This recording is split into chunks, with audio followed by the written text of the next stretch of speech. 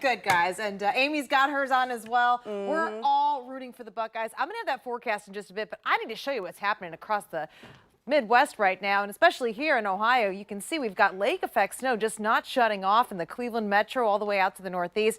But then now we're also seeing some lake effect snow coming in off of Michigan, going into more of that western part of the state, but definitely going to impact your travel in the next 24 to 48 hours. So if you're heading up north, I would definitely check the weather ahead of time because the snow could get pretty bad at times. For us here closer to home, though, we still will see some of that flurries tonight. Going to be a cold and breezy day, but this weekend we've got some better chances of snow coming in. As you can see here, quite the busy 7-day forecast. So I'm going to get back to that just a bit, but for Black Friday shopping this morning, bundle up. We have temperatures in the 20s and 30s, but the feels like will be in the teens and the 20s for most of the day today. And you can see we might have, just like yesterday, some little brief flurries or light snow showers that'll cycle through this morning especially. They're going to be more here or there, so don't be surprised if you notice that. If anything, you might get a little bit of a light dusting on your car, but then that should all wrap up by tonight, overnight into Saturday.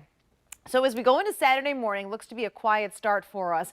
Then as we go into the afternoon, notice how the winds shift and they start to come out of the southwest. Well, it's still cold enough here that we could start to see a little bit of light snow, maybe more of that slushy snow versus the big fat flakes and big accumulating snow that we've seen in the past.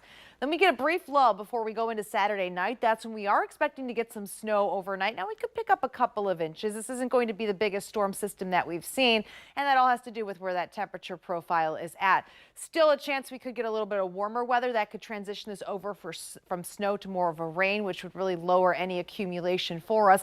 But it does look like we could pick up a little bit as we go overnight into Sunday morning before this switches back to all rain, and then it's out of here by the second half of the day. So I'm not anticipating any travel plan issues for us on Sunday. But if you are coming back from Michigan overnight Saturday into Sunday morning, you might run into some issues. So definitely want to give you a heads up. And speaking of that, here's the official game forecast for us. You can see it is going to be cold like it is here, and then also could work some snowflakes and even some light snow as we go into the day. So prepare ahead of time. We've got that winter taste in the air, that's for sure. Now you can see, again, there's that storm system setting. You'll notice the flakes on there. Again, that's what I was just mentioning for us.